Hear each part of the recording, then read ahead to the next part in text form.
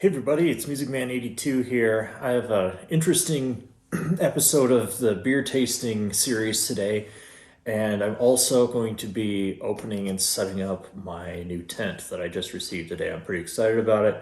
So I'm going to try and pitch it here in the garage, even though it needs stakes. We'll see how that goes. I've got some weights and stuff to try and pitch it to kind of get an idea of how big it is and what it's going to be like. So the beer I'm drinking today is possibly it's probably the best beer I've ever had out of the state of Montana. This is made by Mountains Walking Brewing in Bozeman, and it's the Tin Sky DDH. It's made with insane amounts of hops. It's an Imperial Hazy IPA. I think they said 5 pounds of hops per barrel, which is a lot of hops. Mosaic, Galaxy, Nelson Sauvin hops. It's amazing. The New England hazy IPA craze has hit this area in a great way, and I think Mountains Walking is probably doing it as well or better than anyone in this entire area. So it's an amazing beer. Cheers.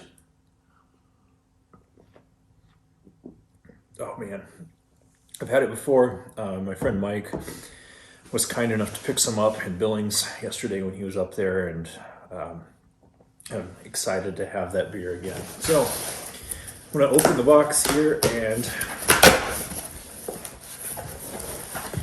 see what this is. So this is a River Country Products Trekker 1.0 tent, and this is the model that has the trekking pole in the middle of the tent. So it'll be a long time before I can afford one of the crazy Dyneema Z-Packs tents or anything that costs hundreds and hundreds of dollars.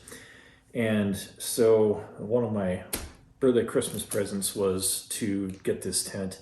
It sells for just under $50, and it is super light. This one is under 2.5 pounds with stakes, and it packs up, I think, even smaller than this. So I'm excited to give it a try, setting it up and just kind of see what it's like. One of my big things with tents, one-man light tents, is I generally end up spending a lot of time in the tent because I get to camp fairly early. And if the tent doesn't allow me to sit up inside, it really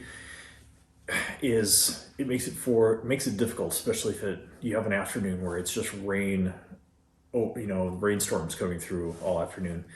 After a period of time, just lying on my back gets really difficult. So I like a tent that I can sit up inside and have room to spread out my stuff. I've used a Eureka Solitaire. It's nice. It's a little bit small, and you cannot sit inside that.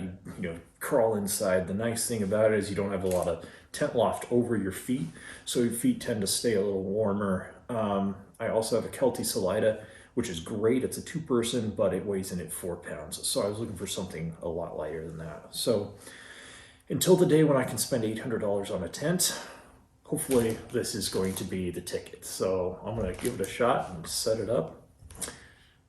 See you in a bit.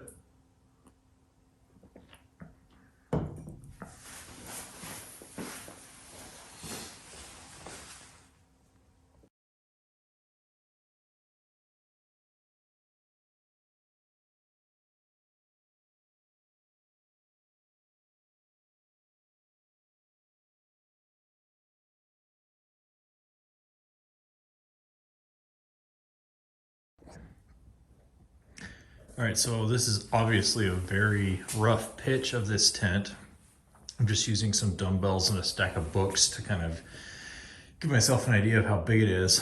But this is almost 4 feet off the ground, and I think the hiking pole is at 49 inches, and it leans slightly. Obviously, with this tent staked out, it's going to be much bigger.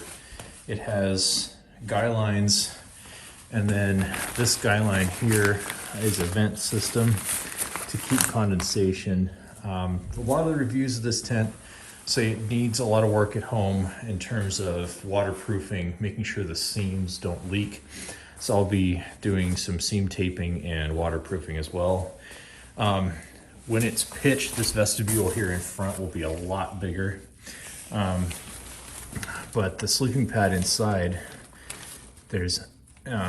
sits out quite nicely. There's a ton of room, especially over in that back corner as well. And like I said, with this tent pitched out, it's going to be a very roomy place to be if we get some winter type weather or rain types, thunderstorm stuff up high in the winds.